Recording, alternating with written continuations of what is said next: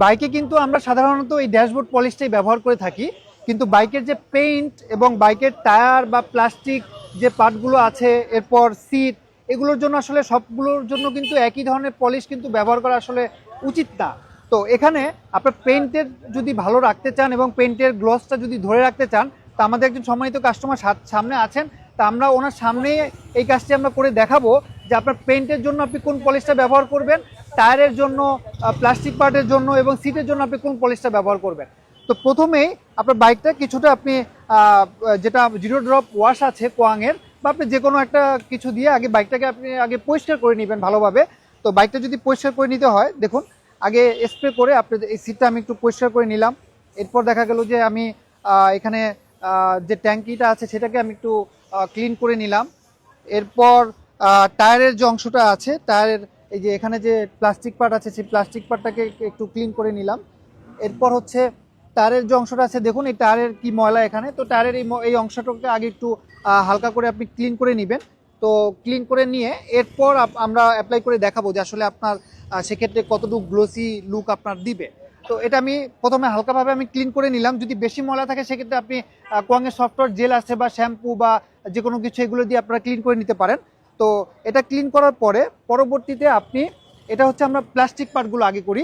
Plastic পার্টের জন্য যে রিভাইভ জেলটা আছে কোয়াংয়ের, এই রিভাইভ জেল দিয়ে আপনারা জাস্ট মানে অল্প একটু ক্রিম আপনি যদি একটু টাওয়ালের মধ্যে নিয়ে থাকেন, টাওয়ালের মধ্যে নিয়ে জাস্ট আমরা একটু সিটটা করে দেখি। এই যে দেখুন সিটটাকে আমরা একটু পলিশ করব। সিটটাকে পলিশ করলে দেখবেন যে এই সিটটা কিন্তু খুব গ্লোসি একটা লুক কিন্তু এখানে হয়ে যাবে এবং এটা কিন্তু দীর্ঘদিন আপনার থাকবে। দেখুন এই সিটটা কিন্তু একটা পলিশ লুক সিটে চলে আসলো। তো সেম একইভাবে আমরা যদি এখানে এই যে নিচের পার্টটা যদি একটু করে দেখাই, এই যে এখানে যে কালো বডিটা আছে, এখানে যদি আমরা প্লাস্টিক পার্টেও কিন্তু প্রয়োজন হয় পেইন্ট মানে পলিশ করার জন্য। তো এখানে যদি আমরা একটু পলিশের ক্রিমটা লাগিয়ে নিয়ে এরপর দেখুন এখানে আমরা প্লাস্টিক পার্টটাতে করে নিচ্ছি। দেখুন প্লাস্টিক পোর্শনটা কিন্তু মানে খুবই মানে একদম একদম হ্যাঁ ন্যাচারাল চকচকে হয়ে যাচ্ছে। যে দেখুন এটা কিন্তু খুবই সুন্দর কাজে দিবে। কিন্তু আমরা কি করি যে বাইকে প্রতিটা অংশেই কিন্তু ড্যাশবোর্ড পলিশ ইউজ করি, তো সেটা কিন্তু আসলে একটা হার্ড কেমিক্যাল এবং বা সব জায়গার জন্য কিন্তু ভালো পারফর্ম করবে না। তো এই রিভাইভ জেলটা দিয়ে কিন্তু যে কোনো প্লাস্টিক বা সিটের লেদার এইসব জায়গাগুলো কিন্তু আপনি কভার করতে পারবেন। এবং পরবর্তীতে আমরা যদি পেইন্টের জন্য আসি, পেইন্টের জন্য আছে হচ্ছে লাস্ট্রা পেইন্ট। তো এই লাস্ট্রা পেইন্ট দিয়ে আপনার পেইন্টের অংশটা আপনি ভালোভাবে শাইন করতে পারবেন। কারণ পেইন্টে অনেক সময় দেখা যায় ধুলাবালি জন্মায়, তারপর বিভিন্ন ডিপ কালারের যে গাড়িগুলো আছে ব্ল্যাক বা রেড বা বিভিন্ন কালারের গাড়ির জন্য কিন্তু ড্যাশবোর্ড পলিশ সবসময় আপনার সুইটেবল নাও হতে পারে। তো সেক্ষেত্রে একটা ভালো শাইনিংয়ের জন্য বা এই যে রোদ আছে, যে সূর্যের যে ক্ষতিকর রশ্মির প্রভাব থেকে পেইন্টটাকে ফ্যাকাশে না হয়, এবং পেইন্টে কিন্তু ছোটোখাটো স্ক্র্যাচ সবসময় থাকেই।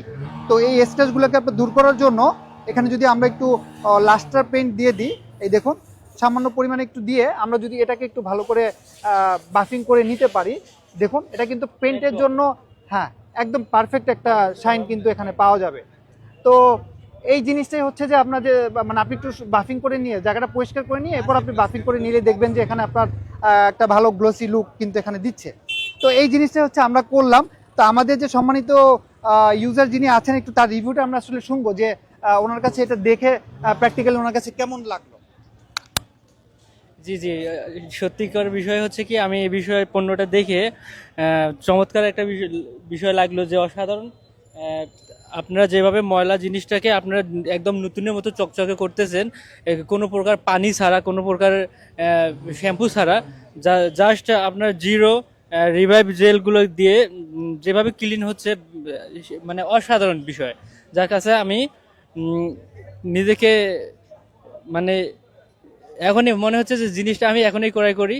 তো আমি কাস্টমারদেরকে বলবো যে না, বিষয়টা ভাইয়া আপনাকে সরাসরি ভিডিওর মাধ্যমে দেখাইলো, আপনারা শিওর যদি ইমপ্রেস হয়ে থাকেন আপনার প্রোডাক্টটা কিনবেন। যে আপনাকে অসংখ্য ধন্যবাদ। আশা করি এই প্রোডাক্টগুলো আপনার বাইকের জন্য খুবই উপকৃত হবেন। জি জি, আমি আমার নিজের বাইকের জন্য প্রোডাক্টগুলো ক্রয় করছি কম্বো প্যাকে। আপনারা যদি যে যে নিতে চান ভাইয়াদের সাথে যোগাযোগ করবেন। আমাদের পেজ আছে ভাইয়ের পেজটার নামটা একটু মেট্রো শাইন পেজ। এই পেজে আপনারা নক করলে ভাইয়ারা আপনাদের সাথে যোগাযোগ করবে ইনশাআল্লাহ। আপনাকে আন্তরিকভাবে ধন্যবাদ। আশা করি মেট্রো ট্রেনের সাথেই থাকবেন।